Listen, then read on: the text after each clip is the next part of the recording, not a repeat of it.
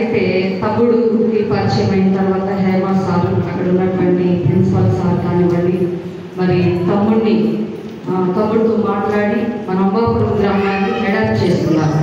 మరి మన గ్రామాన్ని ఎంతో ప్రేమించి, మనల్ని ప్రేమించి, మరి కేవీఎల్ కాలేజీ ప్రిన్సిపల్ సార్ కానివ్వండి, అలాగే టీచర్స్, లెక్చరర్స్, మరి స్టూడెంట్స్, మరి వాళ్ళందరూ కూడా క్లబ్ అయి ఒకటిగా సమావేశమయ్యి వారు చేస్తున్న ఉద్యోగాలు కానివ్వండి, వారికి వచ్చే ఆదాయాలు, వారికి వచ్చే సమయాన్ని మరి మన కొరకు వెచ్చించి అన్ని విషయాల్లో మేము కూడా సమాజానికి ఏదైనా సేవ చేయాలి అనేటువంటి దృక్పథంతో వారి సమయాన్ని కేటాయిస్తున్నారు, వారి వ్యయాన్ని కేటాయిస్తున్నారు.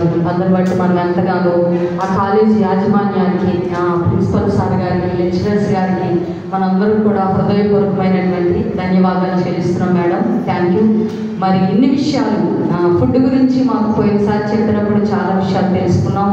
అలాగే ఇప్పుడు మరి లేడీస్కి ఉన్నటువంటి పీరియడ్ విషయంలో చాలామందికి విషయాలు తెలియదండి, నాకు కూడా తెలియదు. చదువుకున్నప్పటికీ చాలా విషయాలు తెలియదు. చాలా విషయాలు తెలియజేసినటువంటి మేడం గారికి నా హృదయపూర్వకమైన ధన్యవాదాలు.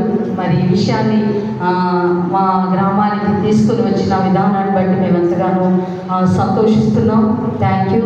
మీ టీం అందరికి కూడా మరి ఈ విషయాన్ని మేము అందరికీ తెలియపరచడానికి కూడా మేము ముందడుగు వేస్తాం.